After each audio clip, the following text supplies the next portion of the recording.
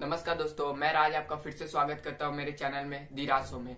आज हम लोग बात करने वाले हैं मच्छर के बारे में कि मच्छर जल्द क्यों नहीं मरते हैं। आइए जानते हैं इसी बात को। मच्छर का जन्म जमे पानियों में होता है और मच्छर की लगभग 3500 से ज्यादा प्रजातियां हैं और मादा मच्छर एक बार में 250 से 500 अंडे देती है। मच्छर में जो नर मच्छर होते हैं यानी जो पुरुष होते हैं वो हम लोग को नहीं काटते, यानी इंसान और जानवर को वो लोग नहीं काटते हैं। वे लोग पेड़ का रस को चूस कर जीवित रहते हैं और उन लोग का जीवन काल 10 से 15 दिन का होता है, यानी एक नर मच्छर 10 से 15 दिन तक जीवित रहता है। और जो मादा मच्छर होती है यानी फीमेल मच्छर, वही इंसानों और जानवरों को खून चूसती है। मादा मच्छर ही होती है जो गंदी गंदी बीमारियों को फैलाती है, जैसे डेंगू, चिकनगुनिया, मलेरिया आदि। एक मादा मच्छर का जीवन काल लगभग 2 से 3 सप्ताह होता है। मादा मच्छर के द्वारा फैलाई गई इन बीमारियों के कारण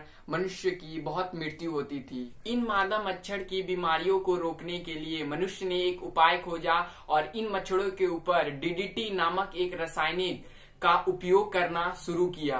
जब डीडीटी का पहला प्रयोग हुआ तो बहुत सारे मच्छर मर गए और मच्छरों की आबादी में कमी हो गई। कुछ सालों बाद मच्छरों पर डीडीटी का प्रयोग अप्रभावशील होता दिख रहा था। कहने का मतलब है कि डीडीटी का प्रयोग जब मच्छर पर हो रहा था तो मच्छर पर उसका असर बहुत कम दिख रहा था। फिर कुछ सालों बाद मच्छरों पर डीडीटी का प्रयोग जब हुआ तब यह उन पर कुछ असर नहीं कर रहा था। ऐसा क्यों हुआ, आइए जानते हैं। जब सबसे पहले डीडीटी का प्रयोग हुआ था मच्छर पर तो बहुत सारे मच्छर मर गए थे, परंतु जो मच्छर बच गए थे वो संतान उत्पत्ति किए और उनकी संतानों में डीडीटी के प्रति सहने की क्षमता उत्पन्न हो गई। तो मच्छरों के बच्चों में डीडीटी का प्रभाव नहीं दिख रहा था, उनमें डीडीटी को सहने की क्षमता उत्पन्न हो गई, इसीलिए उन पर डीडीटी का प्रभाव नहीं दिख रहा था। प्रभाव हो भी रहा था